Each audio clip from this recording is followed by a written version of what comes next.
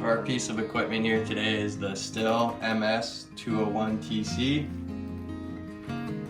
It's a top handle chainsaw by Stihl.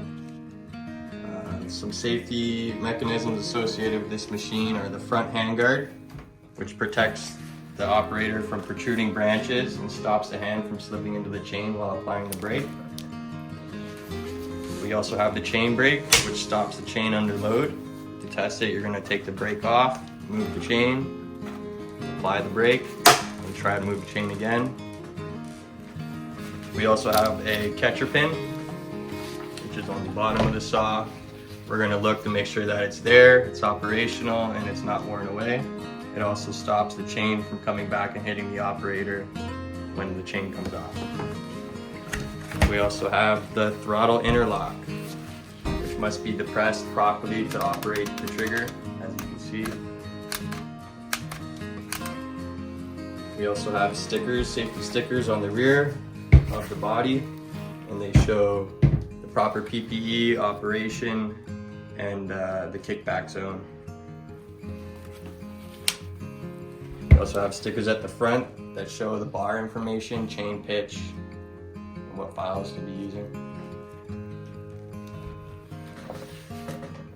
We also have the anti-vibration system, which stops the vibrations from coming back towards the operator. You can see the body twist. That's how you know that it's operational. So these are duties required of the operator for safe operation of this machine. This includes two-handed operation at all times. This isn't a one-handed operating machine. You also want to have 3 points of contact when starting, which is that method there. You also want to have a full grip on both handles with your thumb wrapped around fully. You want to avoid the kickback zone of the chain, which is the top portion. You want to operate on the safe side of the saw. This is a right-handed saw, not a left-handed saw. And the proper carrying techniques, which we'll show you here, is the purpose of keeping the muffler away from the operator when it's hot on this side, and the chain away from the operator as well, while carrying it on this side. All this information can be found in the owner's manual. If it didn't come with your saw, it can be found online. This is the owner's manual for the Stihl MS201TC. All safety and procedural things are here. We have page 5 of the owner's manual right here, and page 14 right here. And just goes over chain tensioning and fueling on this, and the other one was part of our safety procedures.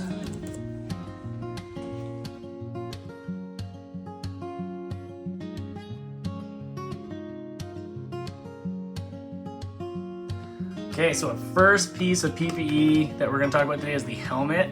According to the Arborists Safe Work Practices book, head protection shall meet the applicable CSA standard and be appropriate to the circumstance. For instance, electrical environments require a Class E. Per the Green Book, a worker exposed to hazard of head injury should always wear a helmet. And the construction section, every worker shall wear protective headwear at all times when on a project. So pretty much you step out of the truck, helmet on for an arborist. Z133 3.3.4 we will find more information for the A300 standards.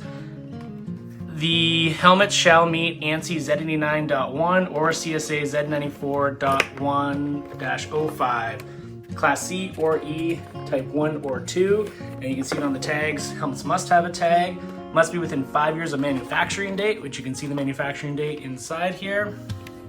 Must be a chin strap present at all times, and must fit properly and be free from defects and be good overall condition. Next up we have hearing protection. Hearing protection is required whenever the noise exposure for an employee will reach greater than 85 decibels on a time-weighted average. So depending on the noise of the equipment and how long you're using it will determine if you're using hearing protection. Most equipment on an arborist job site will exceed this, so pretty much always need to have hearing protection on an arborist site. You can use internal or external. According to the Z133, employers must provide protection to the employees, and typically this will come in the form of earplugs. Whenever a chainsaw, per the ASWP, whenever a chainsaw is being used, a worker must wear hearing protection, and that's 2391 section 112 1.2. Must meet CSA standards appropriate to the circumstances, and the Z133 standard was 3.3.5. CSA standard Z94.202. Hearing protection devices, performance, selection, and care use. Standard when noise levels are greater than 85 decibels. Next up, we have eye protection. Per the ASWP, eye protection shall meet the applicable CSA standard, Z94.3-92. Also acceptable is ANSI Z87.1. Shall be worn when engaged in arboriculture operations and be appropriate to the circumstance. In the Green Book, a worker exposed to eye injury shall wear protection appropriate to the circumstances. A worker shall use appropriate in the circumstances where there is a risk of eye injury to the worker. And whenever using a chainsaw, adequate PPE, including gloves, and adequate eye and ear protection. So pretty much leave your glasses on once you leave the truck. Next up are chainsaw pants. So per the ASWP, leg protection shall meet the BNQ/Canada standard 1961.45. This was actually replaced in 2018 to update the standards to be the same across Canada except for BC. Standard now is the F3325, and it went from 2,750 feet per minute to 3,000 feet per minute minimum protection. You can see these on your tags. It'll say what class they are. There are A, B, C, and D. The classes will tell you how much protection on the pants and where the protection begins and stops. These being a class C are considered like a 3/4 wrap, so there's a little bit of extra protection on the left side of each leg because chainsaws rotate pants, and that's the way you're supposed to be standing for it to catch. Anything else that we have for regulations is no worker shall operate a chainsaw unless he or she is wearing adequate PPE and clothing, including gloves. So this is the clothing adequate to operate a chainsaw. Next up, high vis. Per the ASWP, high visibility clothing shall be worn in appropriate circumstances, i.e. night work or vehicular traffic situations. For arborists, oftentimes this will be when you are bringing brush to the chipper parked on the road. In the Green Book, a worker who may be endangered by vehicular traffic shall wear a garment that covers at least his or her upper body and has the following features. The garment shall be fluorescent blaze or international orange in color. On the front and the back, there shall be 2 yellow strips that are 5 centimeters wide. The area shall total at least 500 square centimeters on the front and at least 570 square centimeters on the back. On the front, the stripes must be arranged vertically and centered and shall be approximately 225 millimeters apart, measured from the center of each stripe. On the back, take a look at the back of this garment, they shall be arranged in an X pattern. And the reason for the different configurations is that drivers can tell if you're facing them or not facing them. Let's just assume that they know these regulations. And number 4, the stripe shall be retroreflective and fluorescent. There are further regulations if you choose to wear different types of vests, and also there'll be some different things for nighttime having to put on pants, and there's more in Book 7 for specific situations. Lastly on our list is gloves. Per the ASWP, hand protection shall be appropriate to the circumstance. The Green Book states a worker exposed to hazards of injury from contact to the worker's skin with A, a noxious gas, liquid, fume, or dust, B, a sharp or jagged object which may puncture, cut, or abrade the worker's skin, C, a hot object, hot liquid, and D, radiant heat. So for us, anytime we're touching the chainsaw, anytime we're handling gas, those would be appropriate times to be wearing our gloves. Also, in the Green Book, no worker shall operate a chainsaw unless he or she is wearing adequate PPE and clothing, including gloves. So anytime you're holding a chainsaw, you must have gloves on.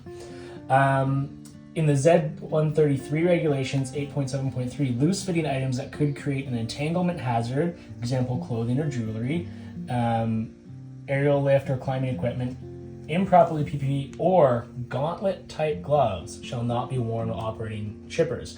So you're not allowed to have a gauntlet on while operating a chipper. On several different gloves, there's no specification what we have to wear, but there are different ratings as to their cut, puncture, and abrasion resistance. It's a good idea in your climbing gloves to make sure you have some sort of cut protection for slips of the handsaw and such things, as you're away from any help if you do injure yourself. Next up, we have safety boots. Per the ASWP, foot protection shall meet applicable CSA standard Z195-M92 and be appropriate to the circumstance. You'll be able to tell what your things are because all boots have to have their tags on them. You can see the green CSA tag indicating it's a safety boot, and then there'll be an orange tag if it's for electrical, and in some cases, arborists require electrical protection. In the Green Book, a worker exposed to the hazard of foot injury shall wear protection appropriate to the circumstance, and every worker shall wear protective footwear at all times when on a project. A little more detail, protective footwear shall be a safety shoe or safety boot with a box toe that is adequate to protect the wearer's toes against injury due to impact and is capable of resisting at least 125 joules of impact. The sole or insole is adequate to protect the wearer's feet against injury due to puncture and is capable of resisting a penetration load of 1.2 kilonewtons when tested with a standard written here, which is hard to say. No worker shall operate a chainsaw unless he or she is wearing adequate personal protective equipment and clothing, including gloves. This would fall under adequate clothing, and there's also chainsaw boots available, which is highly recommended for arborists, especially climbing arborists, that they have chainsaw boots on as well. Drums keep pounding a rhythm to the brain. La da da da dee. Da da da da da. Drums keep pounding a rhythm to the brain. La da da da dee. Da da da da da. Drums keep pounding a rhythm to the brain. La da da da dee. Da da da da da. Drums keep pounding a rhythm to the brain. La da da da dee. Da da da da da.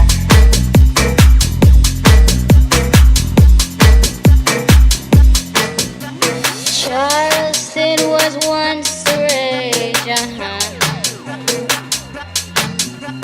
History has been backstage, Mini skirts, current thing, Teeny boppers, a newborn king, Drums keep pounding a rhythm to the brain. La da da da dee. Da da da da da. Drums keep pounding a rhythm to the brain. La da da da dee. Da da da da da. And the beat goes on. The beat goes on. And the beat goes on. The beat goes on. And the beat goes on. The beat goes on.